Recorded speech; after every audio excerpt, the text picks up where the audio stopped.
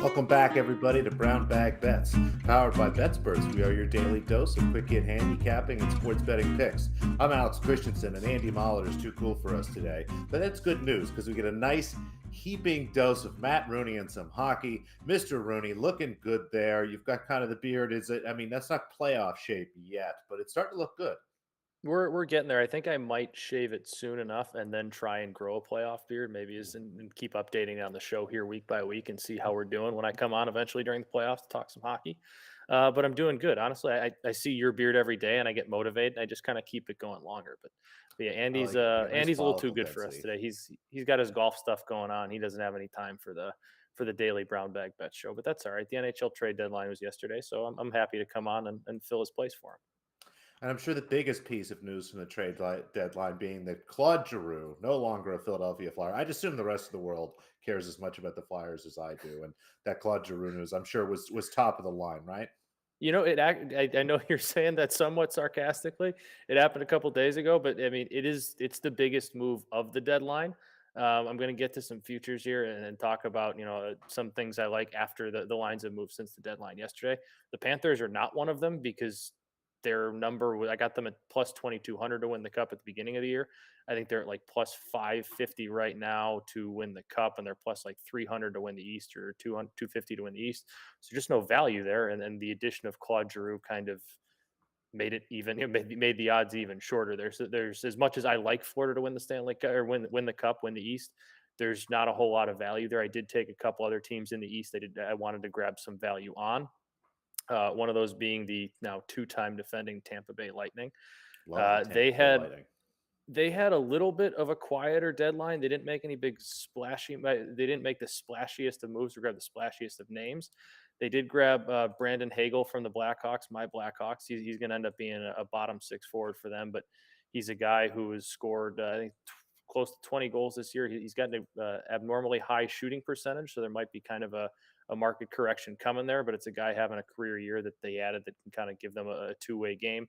And then I believe Nick Paul they added from Ottawa, who kind of gives a similar type of addition. But the Lightning didn't really need to go make the big splashy move. They're the Tampa Bay Lightning. They're now, like I said, they're now two-time defending Stanley Cup champions. They have a proven goalie come playoff time, and they're plus 900. I think it's the third or fourth shortest odds, but there's a significant jump after Florida to them, so I kind of like grabbing them at plus 900, and then a plus 460 to win the East. It's really hard to repeat, but they've shown they can do it. It's even harder to three-peat. And I'm not saying they're going to, but I do think they're going to win a couple playoff series. And hey, maybe if you grab them plus 900 to win the cup and you don't like them in the Eastern Conference Final, you can find someone on Prop Swap that does like that ticket. Andy is not here to talk about the Minnesota Wild, or ask me about the Minnesota Wild, I should say, because he doesn't really talk about them very often. I'll talk So do we about have them to talk for him. about him anyway? We should. They had a pretty big deadline. And as far as the Western Conference goes, there's the Colorado Avalanche and seemingly everybody else right now. The Wild are a team that have some value, that have, after the deadline, I think, given themselves a chance to at least make a run at Colorado, because we've seen Colorado be the heavy favorite, 2 or 3 years in a row now, and then come up empty in the playoffs, come up losing a round or two short.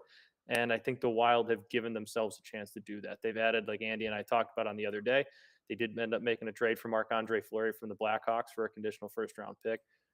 After they traded for Fleury last night, Cam Talbot, the guy they brought in to kind of have him replace / be a 1A, 1B situation, went out and shut out Vegas. So that's going to seemingly up his game a little bit, or at least did on night one.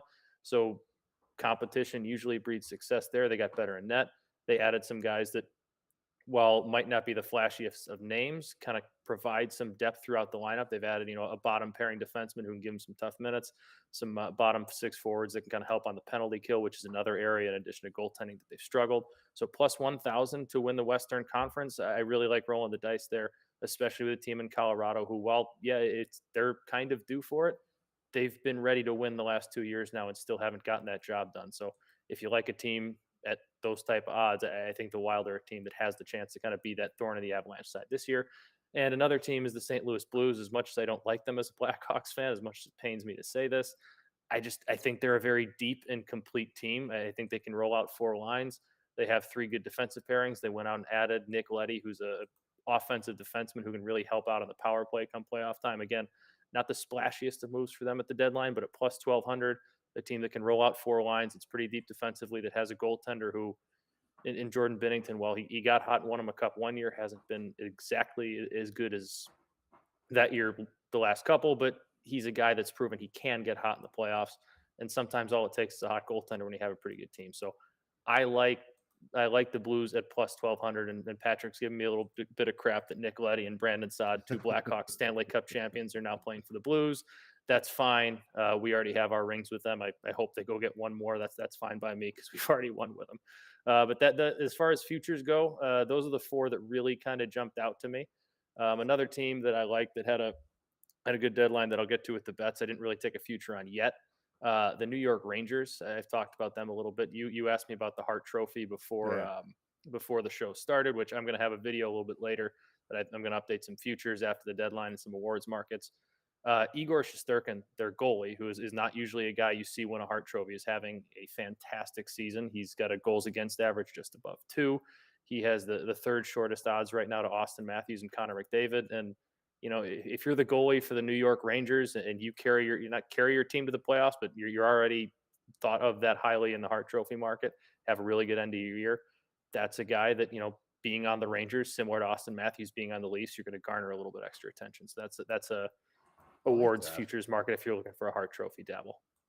I like that quite a bit. And there was somebody in here, Patrick, apparently also took some Hurricanes at 25-1. Any thoughts on that? There's some value there, but that's a team also that I'm going to get into with my bets here. I'm fading them tonight. They're at home against the Tampa Bay Lightning.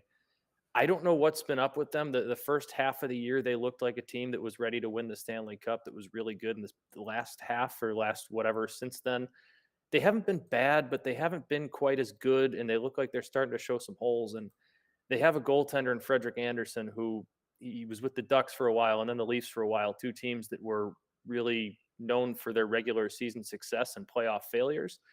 And if you're a goalie with that type of reputation, until you prove that you can get over that hump, that reputation is going to follow you. So at 22, I think he said to 1 there, 22, 25-1. I 25. don't mind that. I don't mind that at all at 25-1. I think that's good value there. But right now, I thought they were a little bit shorter than that. I think they are on FanDuel. Like I don't think I'd be touching their live odds, but if you have a preseason number at 25-1, I think that's solid. I think that's something you hold on to. Or again, not to keep promoting prop swap, but if you find somebody on prop swap who wants to take that ticket, I think that wouldn't be a bad one to try and unload, because you'll have some people on there trying to find some value with that pick. Now, Patrick has also challenged you again here. Can you name the last goalie to have won the Hart Trophy? Apparently, there's $20 in it for you. Was it Carey Price? I think Carey Price won it a couple of years ago. If not, am I mistaken?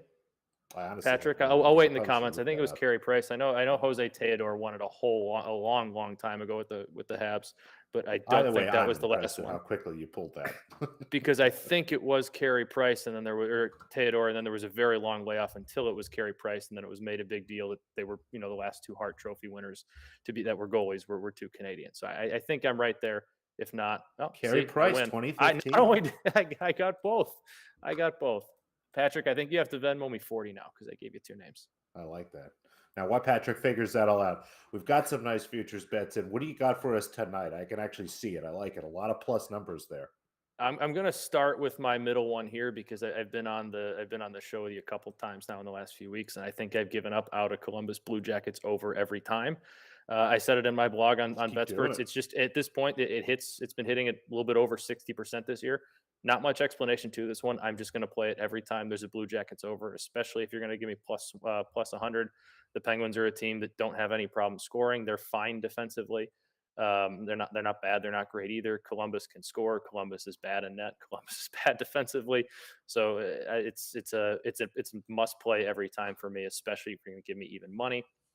The New York Rangers, like I talked about, they're a young team that just had their general manager go out and add them a couple pieces that, while they're again not the flashiest of names like Claude Giroux, who they were in the running for, they went out and got a forward and Andrew Kopp from Winnipeg, who's got 30 some points in 50 some games this year. He's a guy who can kind of play up and down the lineup. They went out and got a defenseman in Justin Braun, who, while he might not be as good as he was a few years ago, he's still a very solid guy that you want in your lineup come playoff time. That has kind of been a guy that's been through those battles in the playoffs. They're a young team that had their general manager go out and give them a vote of confidence. They're going on the road to New Jersey tonight, a team that is bad, the team that has lost 4 in a row, that is bad offensively, really bad defensively. They allowed 18 goals in their last 3 games. I don't know why the odds are plus 168 here. There might be something I'm missing, but at the same time, even if there is, at that type of value for as good of a team as the Rangers are, going up against as bad of a team as the Devils are, I will take that puck line odds every time. And then Lightning. I got into it a little bit with Carolina. I haven't trusted them as much the last few months. They have, I believe, now dropped 4 in a row as well. The Lightning aren't playing as well. They're playing a little bit better. They've dropped, I think, 3 of 5 though. So neither team coming into this one playing great. But Carolina, they're just a team that doesn't seem to be able to find themselves. They're a little bit banged up. They did go out and get a forward in Max Domi, who's a nice player, but I don't think he's this game-breaking forward that they went out and added. I like Tampa. If you're going to give me the defending champions at even money on a money line against the team in Carolina, who I don't fully believe in, I think that's good value. So the key word with my hockey bets, I feel like all the time, is finding the value. You usually see a lot of pluses next to my bets, not a whole lot of minuses. So these are the spots that I really thought you could take advantage of tonight. It makes things a lot of bit easier. If everything has a plus in front of it, all you have to do is win half your bets and you're in your hero. That's my goal. And I think if Andy's listening, which he's not, he's probably doing a golf podcast somewhere. I'd advise him to take the alt over on Pittsburgh and Columbus, because I know he likes when I advise him to take alt I'm going to overs. punt around and look for a 7. There's got to be a 7. You can find it somewhere. You can probably find. I think FanDuel is pretty good about having. I mean, how high should I think play they'll have this? a 7. 7, 8? Should I play 9? I think the Blue Jackets I think I saw 3 of their last 4 games. There have been 9+ goals scored. So if you found an 8 and wanted to get nuts, I wouldn't tell you you're wrong. You'd probably have it at like plus 300 or so. I wouldn't tell you were crazy if you wanted to have some fun and take that and root for a whole bunch of goals. I like this quite a bit. It's always fun to do the little reverse stack, if you will, climb up the ladder, as I think the kids like to say. But yeah, let's see. I mean, over 7.5 plus 190. I'm seeing. I'm gonna have to hunt around and look for an 8. I think 8 will have to be somewhere in like the 250 range. I think you can find that somewhere. I think if you can find it, I'm go sure ahead and FanDuel take it. has That might be fun. I might just be saying this, so if I get it right, I can clip it tomorrow and put it on social. And if I get it wrong, no one's going to be mad at me for getting an alt over a goal and a half above the actual total wrong. So it's really a win-win for me here. It's a great spot to be in. Well done, sir. We've got quite a bit of hockey bets. Now it's finally finally a chance for me to talk about something I know about. There are 4 basketball games tonight in the association. Honestly, a lot I liked, but only one bet that I made. You look at the Knicks plus 3 at home. That might look like value, but Julius Randle mentioned this morning he's going to be taking the game off for personal reasons. The Bucks minus 7 at home, a really great bounce back spot for them. Thought maybe about the Bucks minus 7 or Bucks team total, but no Chris Middleton, and your Chicago Bulls continue to just be an absolute pest night in, night out. And thank you for not fading my Bulls tonight. I appreciate that. That's very kind of you. If you need some action in that game, just grab an over. There should be a bunch of points. It's 234. I had it at 236. It should probably be even a little bit higher than that. And then Nuggets Clippers is the nightcap. Maybe the Nuggets, but there is one game I did actually bet, a team I've been on quite a bit here at the end. I mean, not quite as good as Matt's Columbus overs here, but the Orlando Magic are having a really nice finish to the season. I think I've mentioned it before, but the adjustments in the lottery odds, where 3 teams basically have the exact same chance at the number 1 pick, I think has led to less teams furiously tanking here. I mean, there's a couple teams trying to maybe get to the 3, but we really have 3 bad teams, and we've seen Detroit and Orlando particularly continue to play good basketball because I think they know they're going to get the number 1 pick. They have a chance to get some of these young guys some minutes now. The Magic did not cover as big favorites over the Oklahoma City Thunder the other night, but a tough situation for them. It's weird being an underdog the entire season and then having to know that, you're kind of big favorites here. They did win. They did come back over Oklahoma City, but couldn't cover the number. This is a little better spot for them. They're back at home. They're getting actually 7.5 I was able to grab, but I'd play this at 7 or better if it happens to move by the time you hear this. They're at home against the Golden State Warriors team that is missing Steph Curry and has a game tomorrow tomorrow night against the Miami Heat. So I wonder if we're going to see maybe some more guys rest here for the Warriors at some point. Either way, we're not going to get 100% that great effort here from a Golden State team that, is, I think, again, looking forward to playing the Heat tomorrow night, as opposed to, being serious about the Magic here tonight. So I think there's a great chance Orlando can keep this game close, especially at the end. We'll grab the points with the Magic. I like it. There's some sound logic there. You know a whole lot more about the NBA than I do, but if Steph is not playing tonight and the Warriors have a marquee type matchup with the Heat tomorrow night, you see it all the time in the NBA. That seems like a pretty good rest spot. And now for something I know Matt knows a ton about, because when I'm not here, I like to send in some tennis picks sometimes and make Hmm. him pretend like he knows what he's talking about. So I'd we've break got this down in depth, but I know you want to really bad, so I'm going to let you do that. Well, it's got to start with Miami. Now, the first round is underway. I do have some outrights here I'll touch on.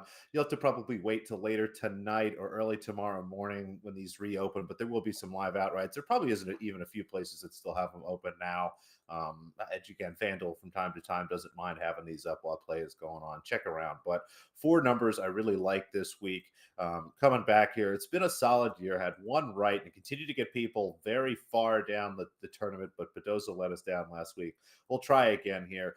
Starting with Elena Rybakina, somebody I've bet quite a bit over the years, has done very well for me. Played some fantastic tennis last week in Indian Wells before she ran into just a better player. Is in a really nice soft spot in this draw. Has a bye, a couple matches she can win, and then her first tough match ends up being maybe Maria Sakkari, who's going to be fatigued after a long week last week. Maybe Bedosa, who Rybakina has beaten in the past and can generally take advantage of, and possibly even Swiatek there in the semifinals. But I always like kind of going against women that won the week before. Not that you can't win back-to-back weeks, and this is a tournament where you have some days off in between, but it's just really tough. And you go back and look, a lot of people after winning a big tournament like Indian Wells are performing well there. Just generally has a down week the following week. I think it's tough mentally and physically to get yourself back up and excited again. So love where Rybakina is, and I like the value we're getting, honestly, with her being close to the finals from last week.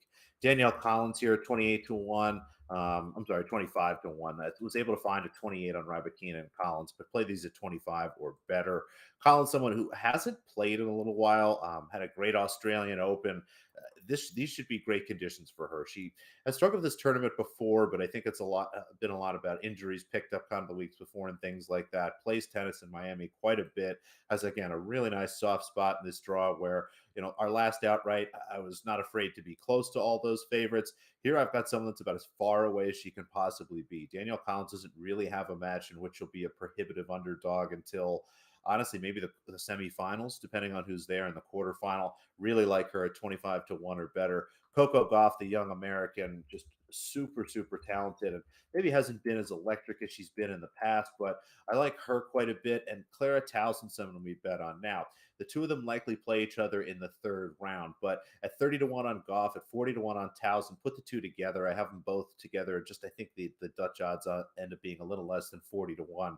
It's a great spot for either one of those players to come out of a quarter where, again, they happen to be close to Swiatek, but I'm happy to fade her a little bit this week. So for women, some big numbers, and I know Matt feels pretty good, hopefully, about all those.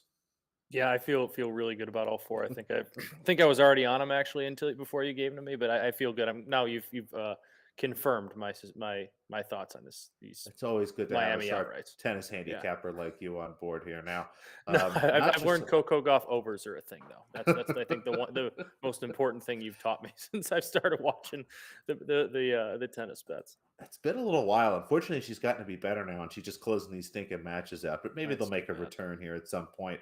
But outrights, we've got some matches here today. Four, they all start pretty early this afternoon. I believe you have at least an hour to get all these in, most of them a couple hours here. We'll start with Dalma Golfi, the young qualifier here, someone that now this has moved out a little bit. You might be able to find this. I would play this anything minus 125 or better, but the qualifier, this starts shortly after the show, so look for this one first. Plays against Christina McHale, and just McHale, again, you find a lot of these tournaments, some tour veterans who kind of hang around ranks between 100 and 150 just get a little too much respect, especially versus some of these younger players. I have Golfy minus 150 here. So again, anything honestly minus 130 or better looks pretty good. Potty Size Diaz, apologies for capitalizing the eye there for whatever reason. One of my favorite players to back, continues to get better and better. She goes against Beatrice Haddad Mai, but I don't think is going to necessarily love these conditions quite a bit and has tailed off since having a hot start to the year. Kenepi Zanevska over 21. This is a match, again, I have this closer to 21 and a half, and I think you could make a case for having the rare, maybe even 22 here, a cheap 22 you might want to hang. Poke around. It looks like there are some 21 and a halfs going up here. 21 at minus 120 or better looks pretty good. And then Zheng Quinyen. Luckily, there's only one Zheng this week. Be careful. All three Wongs are in play. So if you're looking at anything to do with Wongs this week, be careful. You got to know your Wong, folks. Luckily, only one of, I think, the three possible Zhengs that we have. But she is minus 3 games here against Magda Lynette. I sold that to 4. Lynette, a solid player, but been struggling with some injuries and someone who generally, when loses by a ton. So instead of laying juice with a 3, which I can see at minus 125 or 3.5 at standard juice, poke around, see if you could find a 4. You might find it at plus money. Honestly, anything better than minus 110 on 4 is a really good look there. So 4 plays for us. Again, Golfy starting pretty quickly. The other 3 will be later this afternoon. I'm in. I love it. I have nothing further to add about the tennis bets. You got to fill the afternoons. Again, there's no random golf on today for some reason. Tuesdays are tough, and thank God we have tennis. It's something's better than nothing. You got to have something to bet on during the day.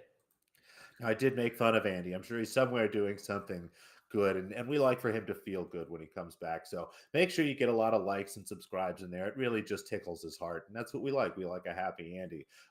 Make sure you sign up for FanDuel, sign up for Prop Swap, Prize Picks, all that good stuff. Did I miss anybody, Matt? I think I got it. Andy, I believe, is doing the golf one of the golf shows right now, the weekly ones that we're getting going on BetSperts Golf. And if you haven't yet, check those out. I think this is the second week they've done them. They have some fantastic golf insight information if you're into golf betting.